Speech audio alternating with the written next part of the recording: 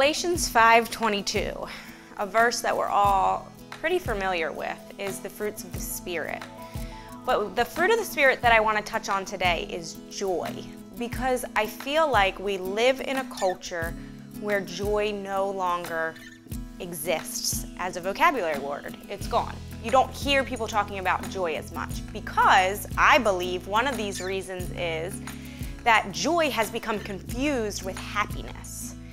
But the Bible makes it very clear that joy and happiness do not go together, that you don't have to be happy to have joy. Because as Christians, we should have joy in our hearts because we have the love of Jesus. Just like that song you learn in preschool, I've got the joy, joy, joy, joy down in my heart.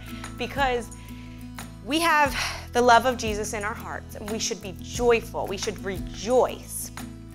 That the world confuses, Satan uses this word joy to confuse us and say, well, if you don't have security, if you don't have prosperity, if you don't have stuff, you can't have joy because you may not be happy in that moment. But that's not the truth. And James speaks to us, James 1:2 speaks to us on joy, and he says, count it all joy when you fall into various trials.